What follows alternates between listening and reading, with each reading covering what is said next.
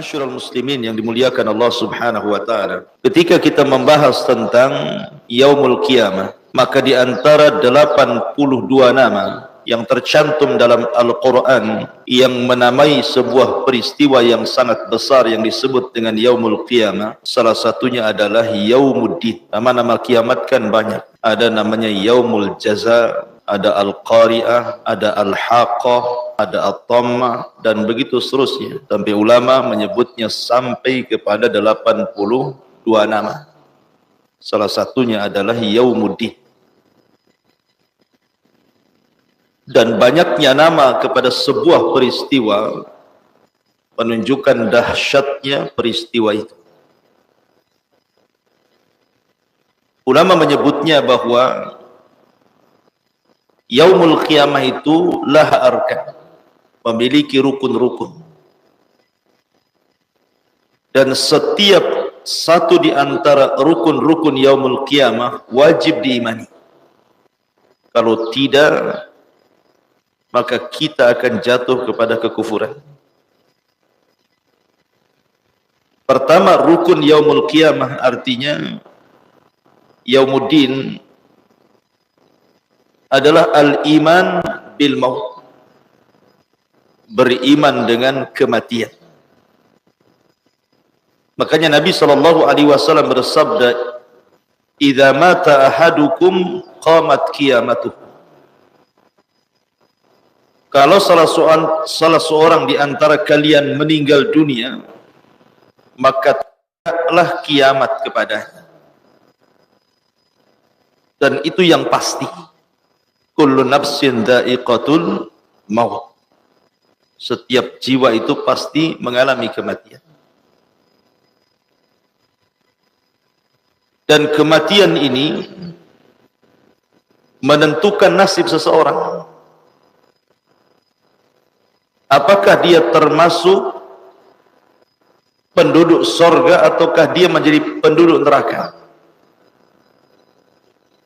Makanya ada istilah su'ul khatimah dan ada istilah husnul khatimah. Ada yang baik akhirnya, ada juga yang buruk akhirnya. Makanya kalau kita membaca hadis Bara bin Azib radhiyallahu anhu, ketika Nabi SAW bersama para sahabatnya menguburkan jenazah, ketika itu lubang belum disiapkan, masih digali. Maka untuk mengisi waktu sambil menunggu tergalinya lubang, maka Nabi SAW menceritakan tentang ruhnya seorang mukmin dan ruhnya orang kafir. Kata Nabi SAW, "Idza qubidatir ruh tabi'ahul basar." Apabila ruh itu dicabut, maka pandangan mengikutinya. Dan apabila ruhnya seorang yang beriman kepada Allah Subhanahu wa taala, maka akan dicabut seperti tetesan air yang terakhir keluar dari mulut teko. Artinya sangat pelan sekali. Dimulai dari jari jemari kaki dan tangannya, kemudian mengalir sampai ke tenggorokannya, kemudian keluar dari mulutnya. Kemudian setelah keluar dari mulutnya, maka ruh itu akan disambar oleh para malaikat yang sudah mempersiapkan kain kafan dari sorga dan hanut, minyak wangi dari sorga. Kemudian diangkat ruh ini ke langit. Semua malaikat di langit mencium bau harumnya, sehingga mereka bertanya-tanya, ini ruhnya siapa? Akhirnya kemudian roh ini dibawa oleh malaikat ini, kemudian menembus langit pertama, langit kedua, sampai langit ketujuh. Dan itu isyaratnya ada dalam Al-Quran, dalam surah At-Tariq. Kenapa surat itu disebut At-Tariq? Tariq itu artinya mengetuk pintu.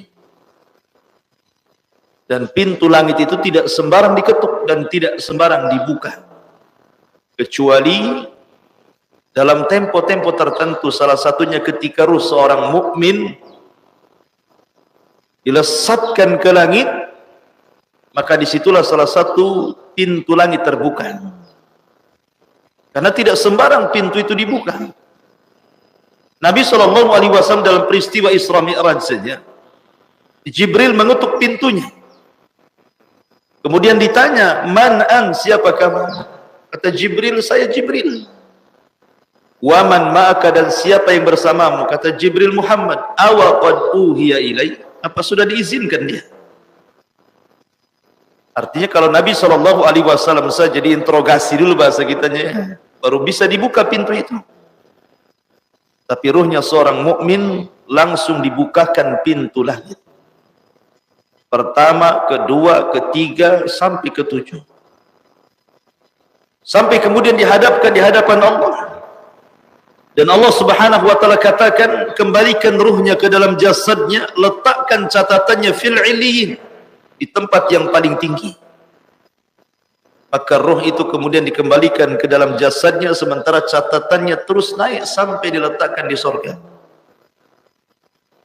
Kemudian rohnya dibalikkan ke dalam jasadnya. Ketika roh dibalikkan ke dalam jasadnya, disinilah terjadi disebut dengan dogtatul qabri, impitan kuburan. Kemudian datang dua malaikat Munkar dan Nakir. Kemudian bertanya tentang tiga soalan, atau disebut dengan salasatul usul atau usul salasa. Man rabbuk, wa ma nabiyyuk, wa ma dinuk. Siapa Rabbmu, siapa nabimu, apa agamamu? Karena dia ruhnya seorang yang beriman, maka Allah berfirman, yusabbitullahu alladhina amanu bil qawli tsabit. Yusabbitullahu alladhina amanu bil qawli tsabit. Maka orang-orang yang beriman akan dimantapkan jawabannya.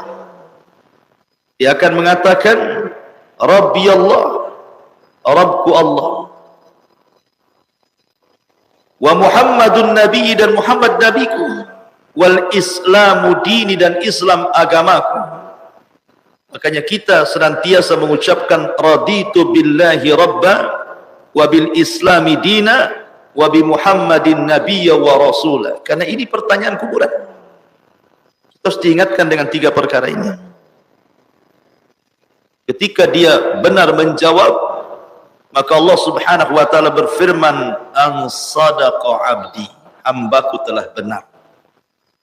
Bukakan pintu sorga kepadanya, masukkan angin sorga kepadanya, bawakan pakaian, makanan, minuman dari sorga kepadanya. Kemudian datanglah orang yang sangat ganteng, yang sangat indah.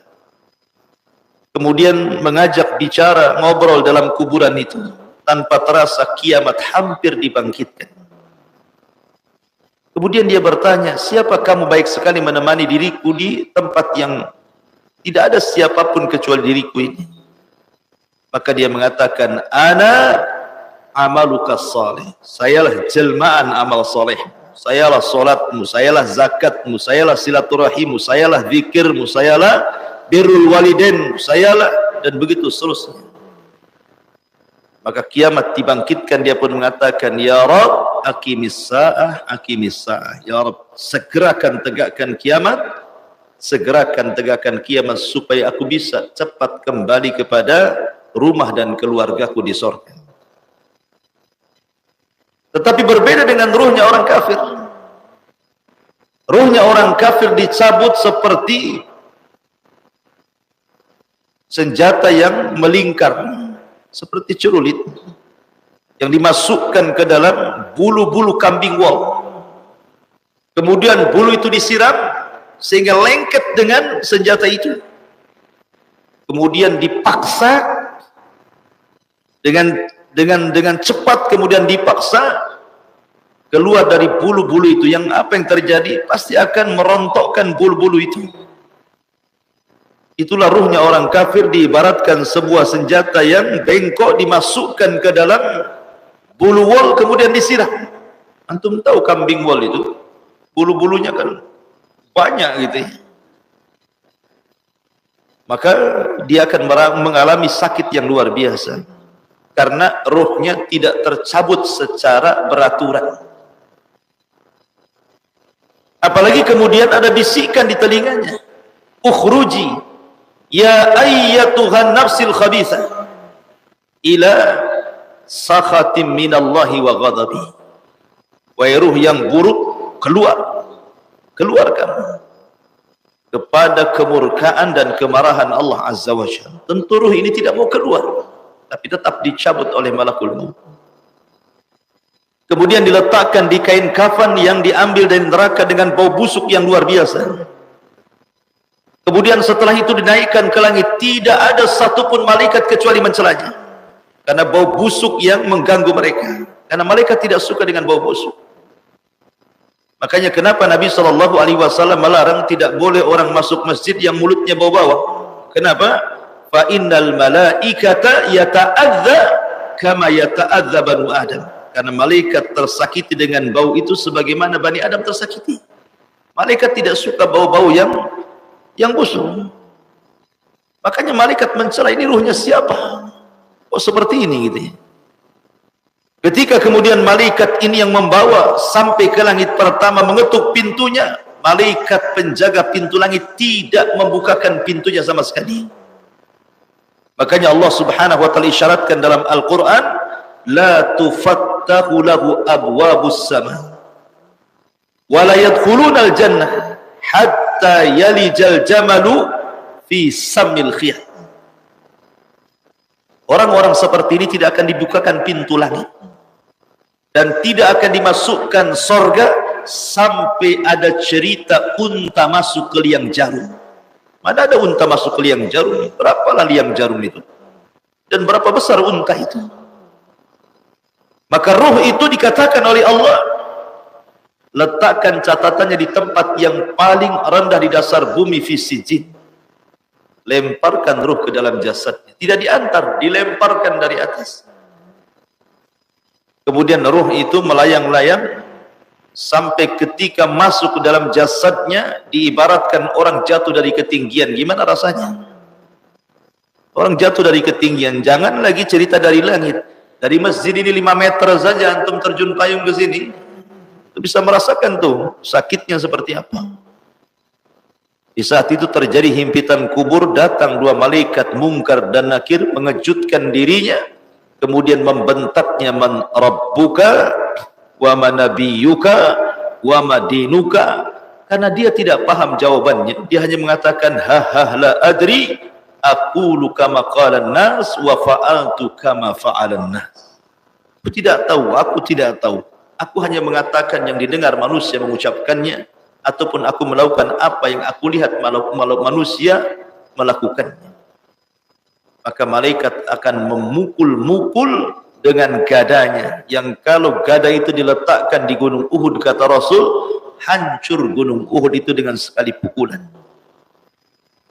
Akhirnya kemudian Allah Subhanahu wa taala berteriak dari langit dan mengatakan, "Ankadzaba 'abdi, hambaku telah berdusta. Sempitkan kuburannya." Maka disempitkan kuburannya sampai akhirnya menyempit dan meretakkan tulang-tulangnya. Maka ketika itu dibukakan pintu dari neraka, dihembuskan hembusan neraka kepadanya, dan didatangkan orang yang paling buruk, yang tuli, yang bisu, yang buta, dan di tangannya ada palu, dan terus memukul-mukul dia sampai kiamat dibangkitkan. Ma'asyiral muslimin yang dimuliakan Allah Azza wa Jalla, ini rukun yang pertama, beriman dengan kematian. Kemudian yang kedua, beriman dengan alam barzah. Berarti 2 perkara sudah saya jelaskan. Kemudian yang ketiga, rukun yang ketiga, beriman bil ba'tsi wan nusyur. Hari di mana manusia akan dibangkitkan. Idza zulzilatil ardu zilzalaha wa akhrajatil ardu athqalaha wa qala al insanu ma laha wa akhrajatil ardu athqalaha. Dan bumi mengeluarkan beban-beban beratnya. Wa alqat ma fiha wa takhallat. Dan kami lempar isi-isi bumi ke permukaan bumi. Hari kebangkitan, yaumun nusyur. Dan ini harus kita imani. Kalau ada orang yang mengatakan mustahil, karena ada orang yang mengatakan bahwa manusia itu tidak akan dibangkitkan. Seperti orang-orang jahiliyah di zaman Nabi SAW mengingkari hari berbangkit. Kalau antum pernah membaca satu kisah di dalam Al-Quran, ada namanya kisah Ashab Al-Jannataini, kisah pemilik dua kebun, dan itu disebutkan dalam surah Al-Kahfi, di mana Allah Subhanahu wa taala berfirman, "Wadrib lakum mathalar rajulaini ja'alna li ahadihima jannataini min a'nabin wa hafafnahuma binakhlin wa ja'alna bainahuma zar'a kiltal jannataini atat ukulaha wa lam yadlim atau wa lam tadlim minhu syai'a wa fajjarna khilalaha nahara." Allah mengatakan, ya Muhammad, berilah percontohan tentang dua orang laki-laki yang kami jadikan salah satu dari keduanya dua kebun. Kebun ini luar biasa, ikhwan. Di tengah-tengahnya sungai, kiri kanannya kebun, dan tidak lelah untuk menyirami. Sudah tersiram sendiri dengan air itu. Di situ, di dalamnya adalah anab, pohon anggur di mana-mana. Kemudian pagarnya itu pohon kurma melingkar. Belum lagi di samping-samping air itu tanaman-tanaman yang bermanfaat. Pokoknya isi kebun itu semua menghasilkan. Tidak ada yang tidak menghasilkan. Anehnya tidak ada musimnya. Panen terus. Apa enggak nikmat seperti ini coba? Antum punya kebun duren, harus nunggu setahun sekali, nunggu musim duren. Ya kalau gagal, kalau berhasil alhamdulillah. Ini kebun tidak ada musimnya, masih dipanen terus. Makanya Allah mengatakan, atas ukulaha walam tadli minhu syai'a. Jadi terus diambil dan Allah tidak menzalimi sedikit pun dengan dia. Jadi kisahnya, ada dua orang laki-laki berserikat dalam sebuah usaha. Kebanyakan kalau orang berserikat, ikhwan, Allah mengatakan apa? Wa inna katsiran minal khulata la yabghi ba'dukum ba'dha. Kebanyakan orang berserikat dalam usaha itu pasti ada yang mendolimi salah satunya. Kebanyakan. Makanya ada orang usaha tidak mau berserikat itu. Takut apa? Takut ada kezaliman. Karena umumnya kalau sudah berserikat, Allah sendiri yang mengatakan wa inna katsiran minal khulata. Kebanyakan orang-orang kalau sudah berserikat itu la yabghi ba'dukum ba'dha, pasti akan mendolimi satu dengan yang lainnya. Dan itu kita bisa saksikan di masyarakat. Ada usaha 2-3 orang, kemudian yang satunya bermasalah, tengkar. Dan itu ya. Ada yang uangnya dibawa lari, ada yang hasilnya lebih banyak dibandingkan yang lainnya, macam-macam. Makanya kebanyakan orang mau usaha sendiri dia. Tidak mau dia berserikat dalam modal itu. Kecuali orang-orang yang dirahmati Allah Azza wa Jalla. Tapi kebanyakan seperti itu. Lah ada kisahnya, dua orang yang berserikat ini, akhirnya kemudian memutuskan karena bermasalah, ingin dikembalikan modalnya masing-masing. Maka sahamnya dikembalikan masing-masing 50%, 50%. Yang satu, maka dia pun dengan modal yang sudah kembali, dia belikan 2 kebun. Ketika mendengar kawannya beli 2 kebun, maka dia pun menginfakkan uangnya sebesar kawannya membeli 2 kebun. Kemudian kawannya membeli lagi budak-budak untuk dipekerjakan di kebunnya. Maka yang satunya mengeluarkan uang sebesar dia membeli budak, dia infakkan di jalan Allah.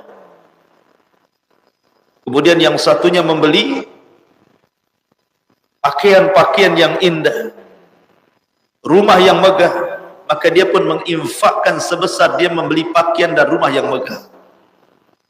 Ketika dia mendengar menikah dengan seorang wanita dengan mahar yang besar, dia pun mendengar dan dia pun keluarkan sebesar mahar dan pernikahan itu, kemudian diinfakkan jalan Allah. Kontras.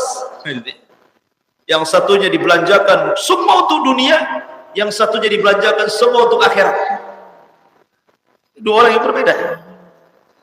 Akhirnya yang satu yang dibelanjakan untuk dunia semakin hari semakin kaya, sampai Allah sebutkan memiliki 2 kebun. Tak pernah dizalimi. Hasilnya setiap hari menguntungkan sehingga makin kaya, makin kaya, makin kaya. Yang satu jatuh miskin karena diinfakkan di jalan Allah. Jadi suatu ketika kawannya yang orang soleh yang diinfakkan semuanya ini, hidupnya Allah uji susah. Akhirnya dia ingin mencari pekerjaan. Daripada dia mencari pekerjaan pada orang lain, maka dia teringat dengan kawan bisnisnya dulu. Boleh jadi dia bekerja kepadanya karena dia dengar dia sudah kaya, ya hanya sebatas untuk menghidupi kehidupannya saja. Bukan untuk kaya, tidak. Kalau untuk kaya ngapain dia belanjakan? Hanya untuk sebatas kehidupan dia saja, makan minum begitu saja. Akhirnya melamarlah kerja orang ini kepada orang yang kaya, yang kawan bisnisnya dulu. Rupanya apa yang terjadi? Kawan yang kaya ini malah menghinanya. In bahasa kita bodoh kau gitu ya. Lihat aku sekarang. Kenapa hartamu semua diinfakkan, akhirnya kau miskin sekarang, akhirnya kau datang meminta-minta pekerjaan kepadaku. Makanya dikatakan wa kana lahu thamarun faqala li sahibihi wa huwa yuhawiru ana aktsaru minka malan wa azzu nafar. Lihat. Kalau hartamu tidak kau sedekahkan sepertiku seperti ini, lihat sekarang hartaku banyak. Lihat pekerjaku melimpah. Budak-budakku di mana-mana. Akhirnya kemudian malah kemudian dihinakan. Sebelum kemudian diusir kawannya ini, maka dia ingin memperlihatkan bagaimana kebunnya yang menghasilkan itu. Kemudian wa dakhala jannatahu wa huwa zalimun li nafsihi. Dia pun masuk membawa kawannya yang saleh itu ke dalam kebunnya dan dia menzalimi dirinya. Dan dia mengatakan qala ma'adhunnu an tabida hadihi abadan. Wa ma'adhunnu sa'ata qa'imah. Wa la in rudidtu ila rabbi la ajidanna khairan minha munqalaba. Lihat bagaimana kufurnya. Dia mengatakan kebunku ini tidak mungkin binasa dan akan seperti ini terus. Dan saya yakin tidak akan terjadi kiamat, tidak akan terjadi kehancuran. Kalaupun terjadi kiamat, la in ruridtu ila rabbi, maka kalaupun seandainya aku dikembalikan kepada Rabbku, la ajidanna khairan minha munqalaba, tentu Allah akan berikan yang lebih indah lagi dibandingkan di dunia. Seolah-olah dia mengatakan apa? Harta ini bentuk kasih sayang Allah di dunia. Kalau Allah sayang kepadaku di dunia, tentu Allah lebih sayang lagi di akhirat. Tidak mungkin kalau Allah benci saya di dunia, Allah berikan kekayaan sebanyak ini. Maka kalaupun aku harus mati, pasti Allah akan ganti kekayaan jauh lebih baik lagi katanya. Itulah yang disebutkan dalam surah Al-Fajr. Ketika Allah Subhanahu wa taala mengatakan fa'ammal insan idza mabtalahu rabbuhu fa akramahu wa na'amahu fayaqulu rabbi akraman. Tetapi kalau seandainya Allah sempitkan rezekinya, faqadara alaihi rizqa fayaqulu rabbi ahana. Jadi seolah-olah kalau Allah berikan kekayaan, akraman, Allah sedang memuliakan diriku. Kalau Allah cabut kekayaan, rabbi ahana, Allah sedang menghina diriku. Itu bukan barometer. Orang kaya disayangi Allah, orang miskin dibenci Allah. Bukan itu, karena kekayaan itu berserikat mukmin dan kafir. Namrud kaya, Sulaiman kaya. Apa bedanya? Kekayaan bukan tanda orang dicinta, tanda orang dibenci. Tidak ada, kekayaan itu berserikat mukmin dan kafir masalahnya. Makanya kemudian dia mengatakan seperti itu. Apa yang terjadi? Dia lupa bahwa itu nikmat dari Allah. Ketika membawa kawannya ke dalam kebunnya, sebelum mereka sampai, kebun itu sudah terbakar. Tidak ada satu sisa pohon pun yang menancap di bumi. Ya baik. Artinya bahwa jangan ingkari ada hari pembalasan, hari kebangkitan, semua akan dibangkitkan.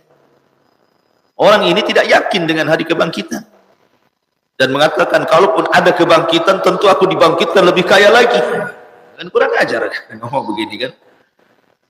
Makanya ikhwatu fiddin muliakan Allah Azza wa Jalla, dalam surah Al-Baqarah yang pernah saya jelaskan bahwa tidak mustahil Allah membangkitkan manusia dari kematian. Di dunia saja Allah sudah kisahkan beberapa kisah bagaimana Allah menghidupkan dari kematian. Contohnya kisah Bani Israel ketika meminta kepada Musa untuk supaya Musa memperlihatkan Tuhannya. Lan nu'mina laka hatta narallaha jahra. Kami tidak akan beriman dengan kenabian wahai Musa sampai kami bisa melihat Tuhanmu dengan kedua mata kami. Karena lancangnya fa akhadhatkumus sa'iqatu wa antum tanzurun. Maka mereka disambar halilintar, mati semua. Ini orang pilihan Musa yang ngomong begini. 12 orang pilihan Musa, bukan orang-orang kaleng-kaleng. Orang-orang pilihan yang ngomong begini.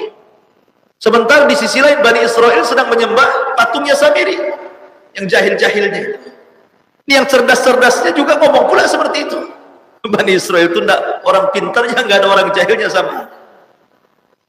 Yang satunya nyembah patung Samiri, yang satunya pula orang-orang cerdasnya mengatakan lan nu'mina laka hatta narallaha jahra. Maka Allah sambar dengan halilintar. Tsumma ba'atsnakum min ba'di mautikum. Setelah mereka mati, kami hidupkan kembali. Nikmat apa lagi setelah kematian dihidupkan kembali? Itu nikmat. Kemudian kisah yang kedua, masih kisah Bani Israel, kisah Nabi Hazkiel. Nabi Hazkiel ini lewat di sebuah tempat. Ketika lewat di sebuah tempat, semua jasad sudah mati semua. Tak ada satu pun orang di situ kecuali bergelimpangan jasad di mana-mana. Rupanya jasad-jasad itu adalah jasad-jasad orang-orang yang melarikan diri dari negeri yang sedang ditimpa taun. Tapi Allah mengatakan, alam tara ilal ladzina kharaju min diyarihim wa hum ulufun hadarul maut. Tidakkah kau lihat sebuah kaum yang keluar yang jumlah mereka banyak, uluf. Uluf itu beda dengan alaf. Alfun itu mufrad, kalau jamaknya alaf. Kalau uluf itu di atasnya alaf lagi itu, ribuan saking enggak banyaknya gitu. Keluar dari negeri yang ditimpa taun. Tujuan mereka apa? Hadarul maut, menghindar kematian, takut terkena wabah taun. Rupanya mereka keluar dari negeri itu. Ketika sampai di sebuah padang lembah, tiba-tiba malaikat maut sudah menunggu mereka. Tidak mati kena taun, mati dihadang malakul maut. Maka malaikat maut mencabut nyawanya orang yang lari dari negeri yang terkena wabah taun. Makanya dalam Islam, apabila di sebuah negeri terjangkit penyakit wabah taun atau yang sejenisnya, yang di dalam jangan keluar, yang di luar jangan ke dalam. Khawatir menularkan ke yang lainnya. Bersabar di situ. Tapi taun bagi bangsa dulu azab, tapi bagi umat Islam adalah syahid. Nah, dari sini menunjukkan apa? Orang-orang ini hendak menghindar dari taun, tetapi kena takdir kematian. Makanya ada istilah al-hadharu la yamna'ul qadar. Menghindar dari kematian tidak menolak takdir kematian. Mati juga dia dengan malakul maut itu. Nabi Hazkiel lewat di situ, banyak jasad di mana-mana. Akhirnya kemudian dia heran karena tidak tahu penyebabnya. Maka dia pun berdoa kepada Allah Azza wa Jalla untuk menghidupkan mereka. Akhirnya mereka semua dihidupkan. Dan mereka pun beriman kepada Hazkiel. Karena umat sebelumnya yang ditimpa taun karena mereka kufur dengan nabinya. Maka ditimpakan taun. Ini kisah yang kedua. Kisah yang ketiga, kisah Nabi Uzair. Yang sering antum dengar. Ketika dia melihat Palestina yang hancur lebur, Kemudian dia bertanya, kaifa yuhyillahu hadhihi ba'da mautiha. Bagaimana Allah menghidupkan setelah kematiannya? Kota yang dulunya indah, ramai, kok tiba-tiba hancur lebur sak bangunan-bangunannya. Ibaratnya beginilah kalau antum melihat Suriah gitu ya. Dulu kan kota yang sangat indah di Aleppo. Kota yang melahirkan para ulama, kitab-kitab ahli sunnah. Tiba-tiba hancur dengan perang. Kemudian antum lihat YouTube, lihat TV. Kapan kira-kira kota itu bisa bangkit lagi seperti dulu? Nah, gitu loh bahasa. Bukan Nabi Uzair ini mengingkari bahwa Allah tidak sanggup. Tidak. Ya. Cuman kayak kita melihat ada kota yang tiba-tiba kena gempa. Lombok lah. Kena gempa kan. Satu kabupaten rata dengan tanah. Mungkin kita berpikir kapan lah Lombok itu seperti dulu lagi. Gitu ya bahasanya. Akhirnya pun ketika kelelahan Uzair membawa keledai, membawa makanan, dia pun masuk ke sebuah lubang kecil. Dia pun bersandar di bebatuan, tiba-tiba tidur. Baru dibangunkan setelah 1 abad. 1 abad itu 100 tahun tidur itu. Lama kali tidurnya kan. Baru dibangunkan. Tidurnya ba'da zuhur, bangunnya asar. Ditidurkan ba'da zuhur, dibangunkannya setelah 100 tahun itu asar. Jadi ketika malaikat diutus bertanya, kam labista? Qala labistu yawman aw ba'da yawm, katanya. Berapa lama kau tidur? Ya mungkin 1 hari atau setengah hari katanya. Udah sudah 100 tahun itu ya. Karena apa? Karena dia ditidurkan siang, dibangunkan sore. Jadi pikirannya setengah hari aja dia bangun. Karena orang tidur kan nggak tahu ya.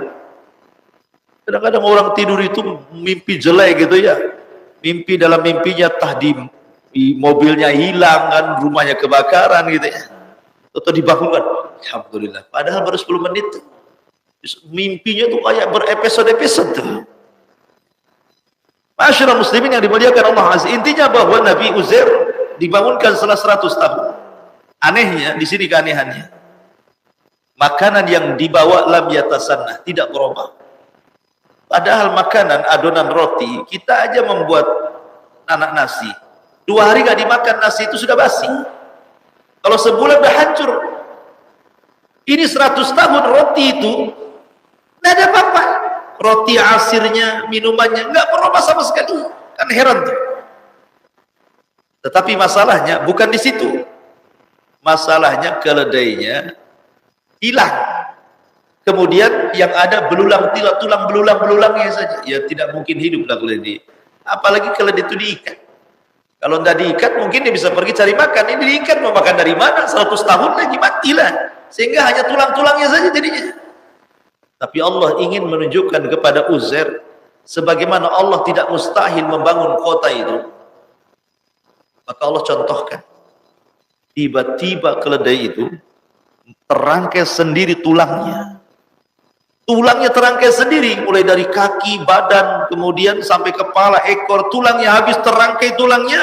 Tiba-tiba dagingnya Allah datangkan dari mana-mana, lengket. Kemudian bulunya, kemudian Allah tiupkan roh, tiba-tiba berteriak seolah kiamat sedang bangkit.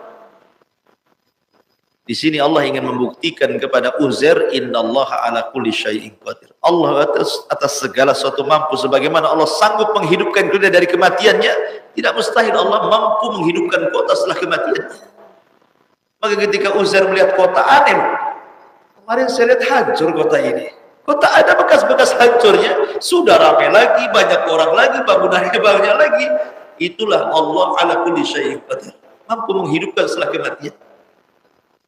Kemudian kisah yang keempat, kisah Ibrahim. Ketika dia meminta bagaimana caranya Allah menghidupkan setelah kematian, maka Allah katakan ambil 5 burung, potong-potong, pisahkan kaki, kepala, badan, sayapnya di masing-masing gunung. Oh, seru mereka. Akhirnya 5 burung, ada yang mengatakan burung di sini unggas, ya mungkin ada entoknya, ada ayamnya, ada burungnya, macam-macam supaya dibedakan. Tiba-tiba setelah kemudian dipotong-potong masing-masing dan Ibrahim pun memanggil mereka semua, tsummad'uhunna ya'tinaka sa'ya. Ibrahim memanggil mereka, datang semuanya kan gitu ya. Tidak ada tertukar, tidak mungkin sayap ayam ketukar sayap burung gitu ya. Sayap burung ketukar sayap angsa. Tidak. Kembali ke masing-masing. Dan ini menunjukkan apa? Innallaha ala kulli syai'in qadir. Ini kisah keberapa? Kisah keempat. Kisah kelima. Kisah yang terakhir. Kisah siapa? Tadi Nabi Hazkiel sudah. Uzair sudah. Ibrahim sudah. Nabi sudah 5 berarti. Bani Israel yang kena taun. Kemudian Bani Israel yang melihat Allah, berarti sudah 5 pas. Dan ini kata para ulama ketika mengkisahkan 5 peristiwa ini, sebagaimana Allah sanggup menghidupkan manusia kematiannya di dunia, maka Allah lebih sanggup lagi menghidupkan kematiannya kelak pada hari Yaumul Ba'thi wan Nusyur. Kemudian ini yang ketiga, yang keempat dari arkanul kiamah adalah al-jaza. Inilah yang disebut dengan maliki yaumiddin. Kama tadinu tudan. Sebagaimana kau